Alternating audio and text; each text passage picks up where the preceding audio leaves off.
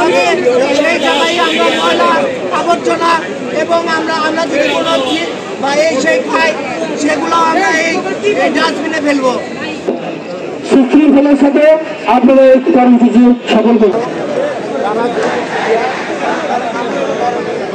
প্রতিটা ভবনের সামনে প্রতিটা জায়গায় আপনারা আমাদের বাংলাদেশ জাতীয়তাবাদী ছাত্র দলের নেতাকর্মী একত্রিত হয়ে আমরা পুরো কলেজ পরিষ্কার করে এইসব ডাস্টবিনে ময়লা ফেলবো এবং আজকে আমরা সকলে ওয়াদাবদ্ধ হচ্ছে কলেজ সুন্দর রাখতে এবং কলেজ ক্যাম্পাস সুন্দর রাখতে আমরা সর্বোচ্চ ভূমিকা পালন করব। দুইজন করে একটি ডাস্টবিন হাতে নেবেন এবং ছাত্রীদেরকে অনুরোধ করবো আপনারা নিজ নিজ দায়িত্বে।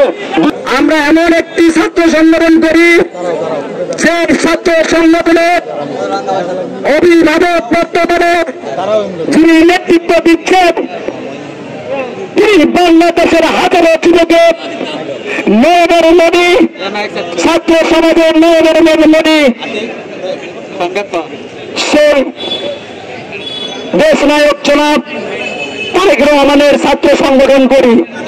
সংগ্রামী ছাত্র বন্ধুরা, আপনারা সকলেই জানেন কিছুদিন আগে স্বৈরাচার সরকার শেখ হাসিনার সরকার যেভাবে বাংলাদেশে অন্যায় অত্যাচার করে গেছে, এরকম শেখ হাসিনার সরকারের মতো কোন জুলুমবাজ সরকার যেন বাংলাদেশে আর কখনো দাঁড়াতে না পারে, ছাত্রদলকে সর্বদা সজাগ থাকতে হবে। বন্ধুরা, এই স্বৈরাচারী শেখ হাসিনার সরকার যেভাবে পাখির মতো মানুষকে হত্যা করেছে, হত্যার মাধ্যমে বাংলাদেশকে একটি লাশের রাষ্ট্রে পরিণত করেছে, সেই লাশের রাষ্ট্র থেকে বাংলাদেশের সাধারণ শিক্ষার্থী এবং জনগণ ঐক্যবদ্ধভাবে এই স্বৈরাচার সরকারকে বিতাড়িত করেছে। বন্ধুরা,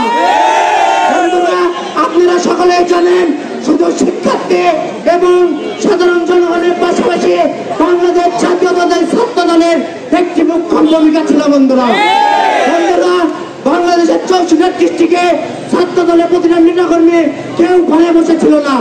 প্রতিটা আন্দোলন, সংগ্রাম, হরতাল, অবরোধ, সাধারণ শিক্ষার্থীর আন্দোলন, শেখ হাসিনার প্রথমের আন্দোলন, এক দফার আন্দোলন, সকল আন্দোলনে বাংলাদেশ জাতীয়তাবাদী ছাত্র দল সামনের কাতারে ছিল। বন্ধুরা, আমরা আজকে ক্যাম্পাসে বক্তব্য দিচ্ছি। বন্ধুরা, আমাদের ক্যাম্পাসে 23টা ডিপার্টমেন্ট, আমাদেরকে মাথায় রাখতে হবে প্রতিটা ডিপার্টমেন্টের স্টুডেন্টদের কাছে আমাদের ছাত্র দলের প্রতিনিধিকে যেতে হবে, তাদেরকে রাজনীতিমুখী করতে হবে। রাজনীতির মাধ্যমে যে বাংলাদেশ একটি সুন্দর বাংলাদেশ তৈরি হবে, তাদেরকে সেটি উপলব্ধি করে ছাত্র রাজনীতিকে নিয়ে আসবে।